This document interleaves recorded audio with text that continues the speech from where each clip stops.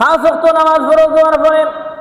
তাহাজ্জুদের নামাজ ফরজ ছিল, তখন তাহাজ্জুদের নামাজকে ফরজ থেকে মনসুখ করে দেওয়া হলো। মনসুখ করে দিলে কি হলো, ওই সময় থেকে নামাজের মধ্য থেকে সর্বশ্রেষ্ঠ নফল ইবাদতের নাম হলো তাহাজ্জুদের নামাজ। আশুরার রোজাকেও মনসুখ করে দেওয়া হলো ফরজ থেকে, তখন থেকে আশুরার রোজা হয়ে গেল নফল রোজার মধ্য থেকে সর্বশ্রেষ্ঠ রোজা। কারণ হলো যদিও তার ফদ নিচের দিকে গেছে কি, কিন্তু তার মান তার নিচের দিকে যায় নাই, বরঞ্চ তার মান এত বেশি আছে যে সমস্ত নফল ইবাদত থেকেও এর শ্রেষ্ঠত্ব অনেক বেশি হয়ে গেছে। মনে করো এখন মানুষ ওসি বা ডিসি আছে, যদিও রিটায়ার্ড হয়ে যায়, পেনশন পাইলায়, কিন্তু তার মান কমে যায়নি। মান তো আর ঘরে কমে না, যদি তার দায়িত্ব দেয় কি। ঠিক তেমনি আশুরার রোজা যদিও নফল হয়ে গেছে ফরজ থেকে,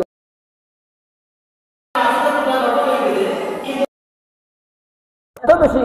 আল্লাহ রাসূল ফরমায় যে আশুরার রোজা রাখলো তার আগামী 1 বছরের এবং পিছনের 1 বছরের গুনাহ খাতারে আল্লাহ রাব্বুল আলামিন মাফ করিয়ে দেন। সুবহানাল্লাহ। তাহাজ্জুদের নামাজ যদি আগে ফরজ আছিল, কিন্তু তাহাজ্জুদের নামাজ যে পড়ে তার থেকে খুদাবিরু আল্লাহরে ডরানেওয়ালা, আল্লাহরে কাছে পাওয়ার লাগিয়ে এর চেয়ে নিকটবর্তী বান্দা আর কেউ নাই। এর লাগে তাহাজ্জুদের নামাজের সম্মান আল্লাহর কাছে অনেক বেশি। সম্মানিত হাজিরিন, এই আশুরার রোজা আমরা একটা কারণে বিশেষ করে রাখি। আল্লাহ রসুলের হাদিসের মধ্যে হইছেন যে আমি রাখছি তোমরাও রাখো। আল্লাহ রসুলে যখন 3য় হিজরিতে এই বিষয়টা জানলাম, তখন আল্লাহ রসুলে রোজা রাখতে শুরু করলাম। 9ম হিজরিতে আল্লাহ রসুলে কইলা না, এখন থেকে আমরা আর ইহুদি হলোর মতো একটা রোজা রাখতাম না, কারণ তারাও আল্লাহর শুকরিয়া আদায় করে, তারাও এক আল্লাহ মানে, আমরা যারা এক আল্লাহ মানি তারা কিন্তু এক আল্লাহ মানে ঠিকই, কিন্তু একটা আল্লাহর সাথে 2টা 3টা 4টা এভাবে একাধিক আল্লাহ শরীক করে। তারা যেহেতু আল্লাহ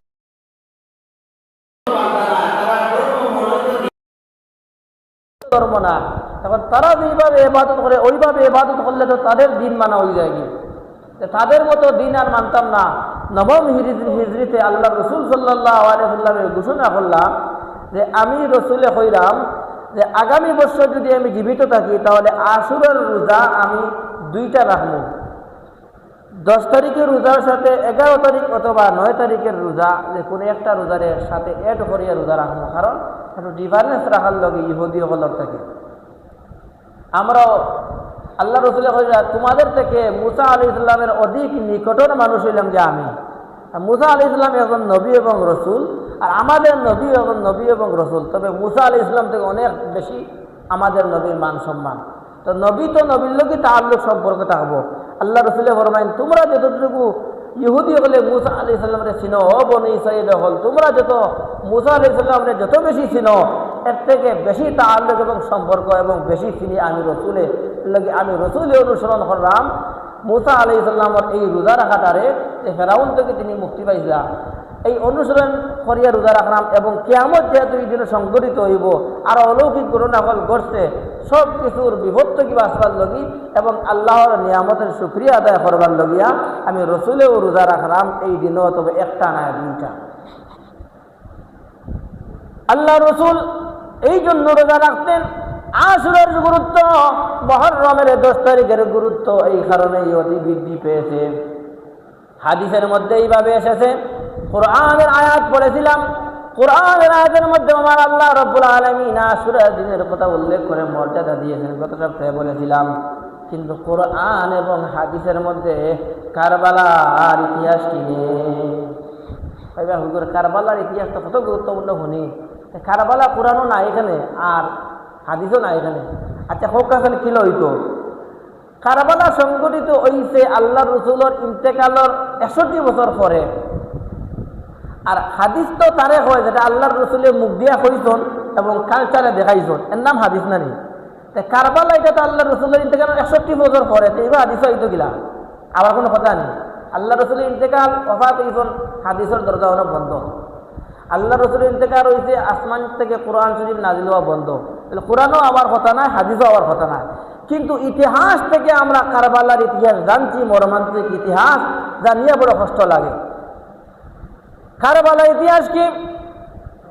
কারবালার সংক্ষিপ্ত ইতিহাস হলো আল্লাহর রসুলের দৌহিত্র নাতি হাসান এবং হুসাইন যাদের কথা কোরআন কারীমের মধ্যে খুতবায়ে আহকামের মধ্যে খুতবায়ে ইয়াকুবিয়ার মধ্যে এই সমস্ত খুতবার আমরা দেখে আছে প্রান্তে অন্তরে এই সমস্ত আলোচনাতে এই সমস্ত ইসলামী ধর্মে জুমার নামাজের খুতবাগুলো হয়ে থাকে বাধ্যতামূলকভাবে জুমার নামাজের দিনে খুতবা দিতে হয় খুতবাটা দেওয়া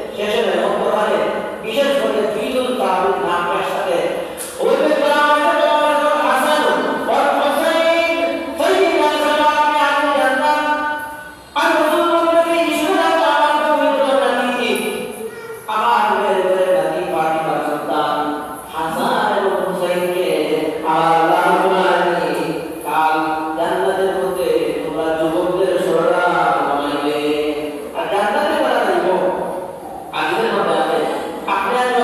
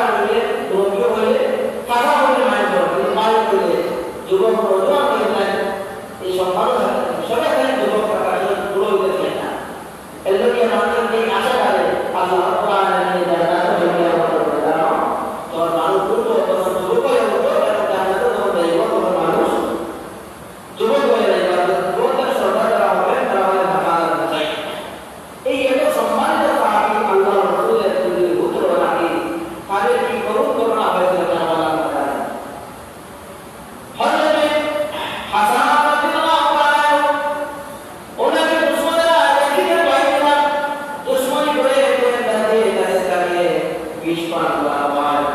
ইস পড়ে যখন হাসান রাদিয়াল্লাহু তাআলা ইন্তেকাল করেন ইন্তেকালের সময় হুমায়ুন রাদিয়াল্লাহু তাআলা দৌড়ে বাড়ি খুলে নিয়ে বলল ভাইয়া তুমি কেন তোমাকে সবাই রেখে তোমাকে দিয়েছে শেষ মুহূর্ত পর্যন্ত দুশ্মনী যাতে সৃষ্টি না হয় মুসলমানদের মধ্যে যাতে ঠিক না হয় এই জন্য হাসান রাদিয়াল্লাহু তাআলা যদিও চিন্তা করেছেন ফের তাকে দিয়েছে তবু কিন্তু তিনি এই টাকার নাম বলেন নাই আর মরণের পূর্ব মুহূর্তে হাসান রাদিয়াল্লাহু তাআলা হুসাইন রাদিয়াল্লাহু তাআলাকে বলেছেন হে আমার ভাই তুমি কোনদিন আমার ইন্তেকাল করে আমার এই বিষয় নিয়ে বা মুসলমানদের ভিতরে কোনো রক্তপাত যেন না হয় দ্বন্দ্ববাদ যেন না হয় এই রক্তপাত না হওয়ার দিয়া হাসান রাদিয়াল্লাহু তাআলা উপদেশ দেয় ওনার ভাই হুসাইন রাদিয়াল্লাহু তাআলা এই জন্য হুসাইন রাদিয়াল্লাহু তাআলা শেষ পর্যন্ত শহীদ হয়েছেন কারবালার ময়দানে কিন্তু কারো রক্তপাত করার নাই কার উপরে আঘাত করবেন যাদের উপরে আঘাত করবেন তারাই তো মুসলমান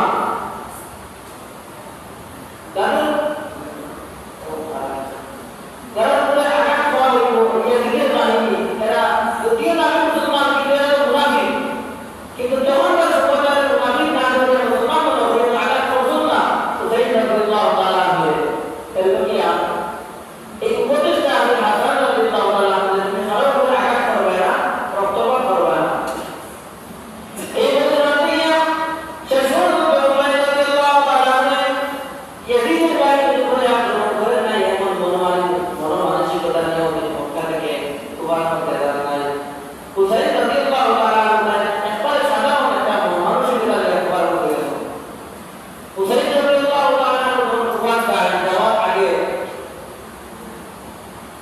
কুফাকে কুফা আসলে অসংখ্য চিঠি দিতে লাগলো হুসাইন রাদিয়াল্লাহু তাআলা চিঠির মধ্যে উত্তর দিতে লাগলেন হে আল্লাহর রাসূলের নাতি আল্লাহর রাসূলের নাতি আজকে আল্লাহর রাসূলের ইন্তেকালের ৬১ বছর হয়ে গেছে এখন দেখা যাচ্ছে মুসলমানের মধ্যে মুনাফিকরা আসছে অর্থাৎ মুনাফিকরা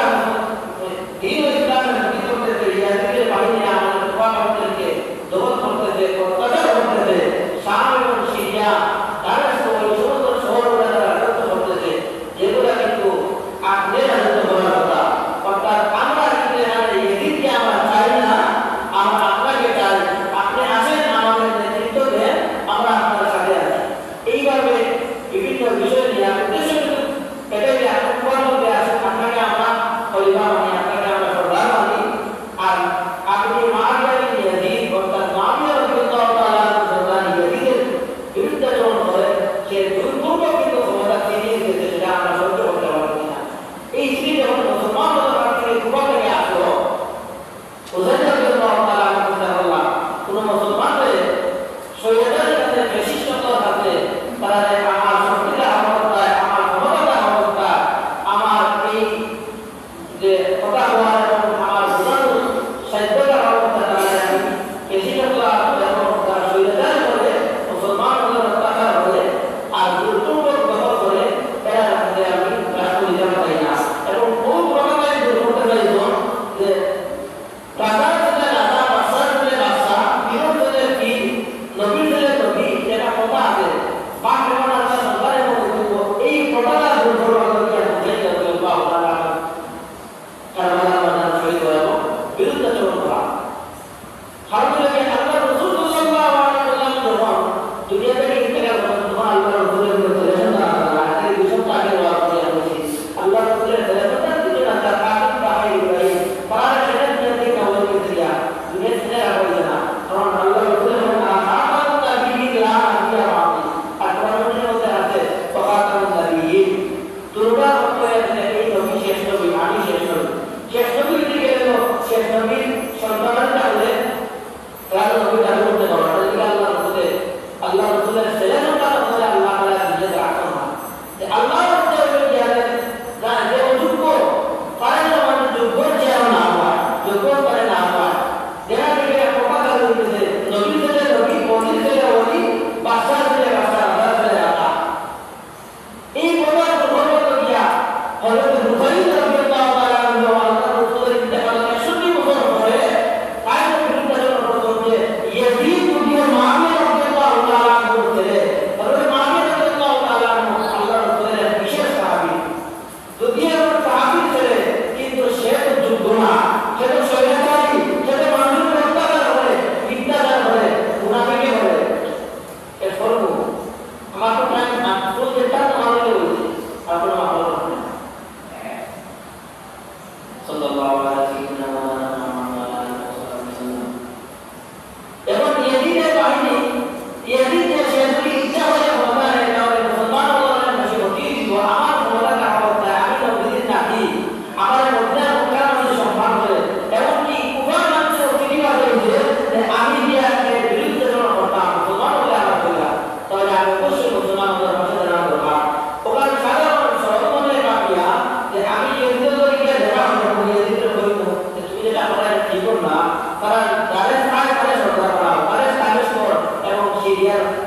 বানালো আপনি দুর্বল দিতে পারবেন না আপনার বাপ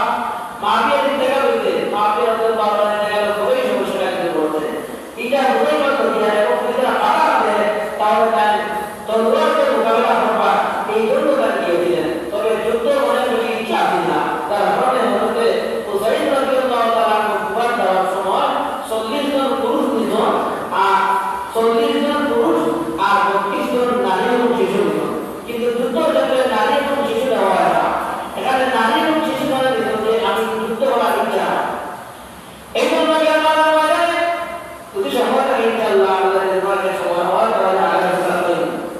আর শেষ সময়টা হয়ে যাবে নারী এবং শিশুদেরকে নিয়ে যেমন কারবালা ময়দানে হুসাইন রাদিয়াল্লাহু তাআলা উপস্থিত হলেন কারবালা তখন করতে যখন ইয়াজিদের আঘাত ছিল দেখা হওয়া মুসলিমরা আকিল আল্লাহ নবী নাকি হুসাইন রাদিয়াল্লাহু তাআলা চাচা সম্পর্কে বা ওনার প্রতিনিধি মুসলিম ইবনে আকিলকে যখন সুরা করতে পাঠানো হলো তিনি পর্যবেক্ষণ করিয়া যে কিতাব প্র্যাকটিস বাকি দাম করা মানুষ ঠিক আছে সত্যি কিনা আমার বন্ধু ওখান পর্যবেক্ষণ করার পেছন এবং হুসাইন রাদিয়াল্লাহু তাআলা ওখান মানুষের জানানি পেত তখন দুবার ওকে যায় ইয়াজিদের বাহিনী জিয়াদ উমর ইবনে জিয়াদ সেটাকে গ্রেফতার করে এবং রাজপ্রাসাদের উপর থেকে তাকে কি মেরে নিচে ধরে হত্যা করা হয় মুসলিমিনে আকিলকে কারণ মুসলিমিনে আকিলের মাধ্যমে আবার বিধান খবর আসে না কি অবস্থা খবর না আসার পরেও মদিনা থেকে মক্কায় আসেন হুসাইন রাদিয়াল্লাহু তাআলা মক্কার বাহিনীরাও মুসলমানরা বাধা দিলে আপনি যাবেন না এরা কিন্তু মুনাফিক এরা আপনার ক্ষতি করবে যেটা আপনার বাবার সাথে করেছিল বলতে আলী রাদিয়াল্লাহু তাআলা আপনি যাবেন না বারবার নিষেধ দেওয়ার পরে হুসাইন রাদিয়াল্লাহু তাআলা গিয়ে দিলেন যাওয়ার পরে কি অবস্থা দেখার পরে যাওয়ার সাথে লাগে গ্রেফতারের পরে শেষ পর্যন্ত বললেন আমি তোমাদের সাথে যুদ্ধ করতে চাই না ইয়াজিদের সাথে দেখা করতে চাই এটা আপনারা সুযোগ দাও শেষ পর্যন্ত যখন দেখা করা সুযোগ দেওয়া হলো না তখন হুসাইন রাদিয়াল্লাহু তাআলার কাছ থেকে এক ধরনের যুদ্ধ বিরতি নিয়ে ফিরত আসতে চাইলেন ওই সময় রাম ভয় করে কারবালার মাঠে আল্লাহ রসুলের নাতি হুসাইন রাদিয়াল্লাহু তাআলা ফজরের নামাজ ইমামতি করলেন কিতাবের মধ্যে আছে মুনাফিকরাও ইয়াজিদের বাহিনীরাও হুসাইন রাদিয়াল্লাহু তাআলা ইমামতিকে ফজরের নামাজ আদায় দিল যখন সূর্য উদিত হলো ইনারা যুদ্ধ সংগঠিত হলো 6000 বাহিনী দেওয়া হলো মাত্র 72 জন হুসাইন রাদিয়াল্লাহু তাআলার সৈন্যের বিরুদ্ধে 72 জন সৈন্য না 40 জন সৈন্য বাকি এরিয়া মহিলা এবং শিশু 32 জন তাহলে 72 জন সবাই সৈন্য নাই 32 জন মধ্যে 6000 এর বিরুদ্ধে কিভাবে তারা যুদ্ধ করবে শেষ পর্যন্ত শিশুরা এখানে বিপর্যয় পড়িল ফোরাত নদীর কিন্তু বাংলার দিকে ইয়াজিদের বাহিনীরা তিন করে শেষ পর্যন্ত আলিয়াদের মৃত্যু হয় জেনারেল আলিয়াদের গ্রেফতার করা হয় ইয়াজিদের বাহিনীতে কারাগারে শেষ পর্যন্ত হুসাইন রাদিয়াল্লাহু তাআলাকে তিনকে করে বন্দুক দিয়ে আঘাত করা হয় হুসাইন রাদিয়াল্লাহু তাআলা বদান শিয়া ইয়াজিদের বাহিনী একটা সৈন্যের নাম শিয়া শিয়া তার তরবারে আঘাত করে আল্লাহ রাসূল তৈরি করে দেন হুসাইন রাদিয়াল্লাহু তাআলা কলমা একটি গালের মধ্যে ইয়াজিদের তরবারে যাওয়া ইয়াজিদ এবং জিয়াদ তারা হাতের তরবারি নাহিরা এই মাথা ধরতে তারা লাগাতার করে পা লাগায় অসম্মান করে নাউযুবিল্লাহ বলি অসম্মান করে বলে তুমি আমাদের বিরুদ্ধাচরণ করেছো এই জন্য তোমার এই দশা হয়েছে আমি শুধু বিরুদ্ধাচরণ করলে দিয়ে দোষা করে দিব না আমি যদি অন্যায় থেকে চলে অবশ্যই বিরুদ্ধাচরণ করবো লোকে আপনি আমার কাছে লেগে যাওয়ার এমন না আপনারা যদি অন্যায় আপনি মানিয়ে দেবেন কিন্তু ইয়াজিদ এবং জিয়াদ ইয়াজিদের বাড়িরা তাদের অন্যায় বিরুদ্ধে না মানিয়ে দেয় না তারা এটা দেখে যে আমার বিরুদ্ধাচরণ করলে তখন সে আমার দুশমন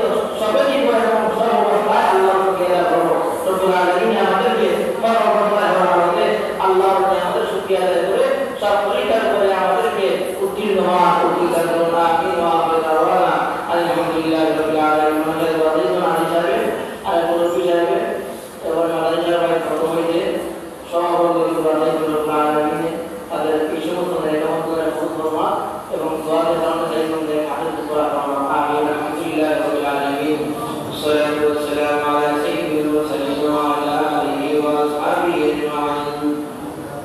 ربنا ظلمنا أنفسنا وإن لم تغفر لنا وترحمنا لنكونن من الخاسرين. أيها الأرحم الراحمين مولا পবিত্র নদী শুক্রবার দিন আয় আল্লাহ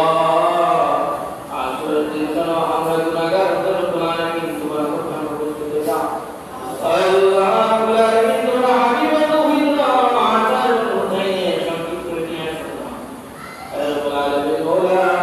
যে আমাদের কবুল মঞ্জুর ফরমাও। ইতিহাস অনুযায়ী আল্লাহ আমাদেরকে সুখমতে করে আমরা জীবন গঠন করার তৌফিক দান ফরমাও। বিপদে আমাদের রব্বুল আলামিন সুখে দুঃখে দোয়া আর আমাদের সুখে আদায় করার তৌফিক দান ফরমাও। সর্বদা দরুদ করার তৌফিক দান ফরমাও। আল্লাহ আমার রাহিম মোলা আমাদের সন্তানদের প্রতিগা আল্লাহ মাফ ফরমাও। তাদের কবরের কাছে বাগান বানায় দাও। আল্লাহ রব্বুল আলামিন তাদের দিন রূপত আমাদের উপরে দিয়ে তুমি হইয়ে দাও। আল্লাহ আমার রাহিম মোলা তোমার এই সমস্ত বান্দাদের নাম তোমার মোলা আল্লাহ রব্বুল আলামিন যেন আমার কবরের জান্নাত বাগান বানায় দাও। সন্তান প্রবাসন আমার রব্বুল আলামিন সন্তান প্রবাসন আমাদের কবুল করুন। আল্লাহ প্রবাসী এবং প্রবাসী জানওয়ালা সবাই রব্বুল আলামিন দাওয়ার এবং সেখানে যে হালাল বেশি বেশি তৈরি করার তৌফিক দান করুন।